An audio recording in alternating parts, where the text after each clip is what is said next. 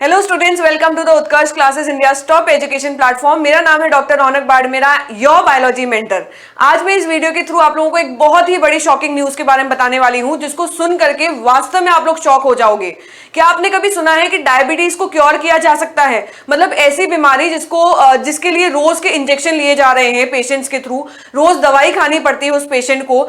Youth जो है India का, वो भी इस बीमारी से जूझ रहा है, बट इस बीमारी को क्योर किया गया है और क्योर किया जा सकता है। ये प्रूव कर दिया है चाइना के डॉक्टर्स ने और रिसर्चर्स ने। रिसेंटली ही एक न्यूज़पेपर के अंदर ये आर्टिकल पब्लिश किया गया है, जिसके अंदर बताया गया कि चाइना की एक महिला जो 25 साल की है, उसके स्टेम सेल्स को ट्रांसफॉर्म किया गया, रीप्रोग्राम्ड किया गया और उसके अंदर ट्रांसप्लांट किया गया। और यह देखा गया कि उसके 3 महीने बाद ही उस महिला के अंदर इंसुलिन बनना चालू हो गया और अब उसे इंसुलिन का इंजेक्शन नहीं लेना पड़ रहा था।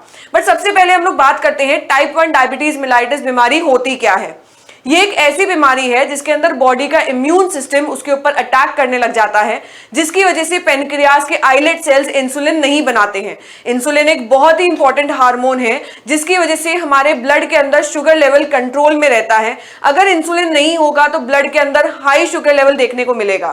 तो ये बीमारी जो है वो बहुत ही भयानक होती है, जिसके अंदर पेशेंट्स को बाहर से आर्टिफिशियली इंसुलिन के इंजेक्शन लेने पड़ते हैं। बट चाइना के रिसर्चर्स ने और डॉक्टर्स ने ऐसे 3-4 पेशेंट्स के सेल्स को एक्सट्रैक्ट किया।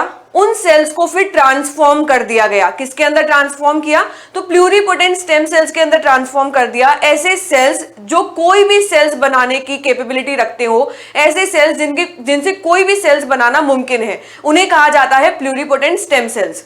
जब उनके नॉर्मल सेल्स को ट्रांसफॉर्म्ड कर दिया गया प्लूरिपोटेंट सेल्स के अंदर, और फिर उन्हें गाइड किया गया, उन सेल्स को फोर्स किया गया आइलेट सेल्स बनने के लिए जो इंसुलिन का निर्माण कर सकते हैं। और उन प्लूरिपोटेंट स्टेम सेल से क्या बना लिया गया? आइलेट सेल्स बना लिए गए। और उन सेल्स को किसके अंदर इंजेक्ट किया गया? उन डायबिटीज सफरिंग पेशेंट्स के अंदर इंजेक्ट किया गया।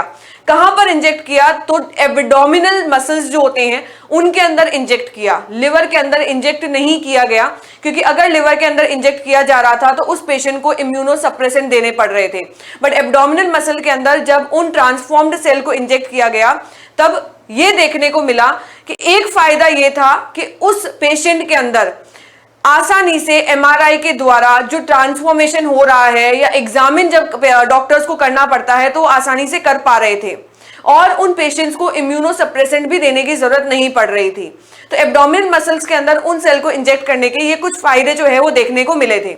और उसके लगभग 3 महीने बाद में ये देखा गया कि उस पेशेंट के अंदर इंसुलिन बनना चालू हो गया था और अब इसे इंसुलिन का इंजेक्शन देने की जरूरत नहीं पड़ रही थी। ऐसा ही एक केस जो है वो संगाई के अंदर देखने को मिला। वहां पर एक आदमी था जो 59 इयर्स ओल्ड था।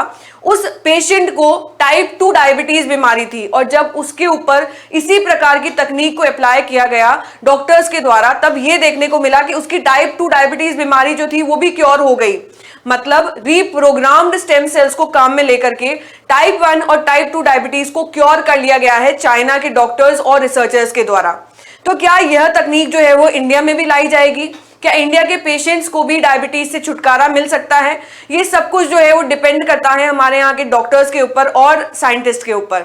सो वी होप सो कि हमें भी बहुत जल्दी इस तकनीक का फायदा उठाने को मिले। Thank you for watching.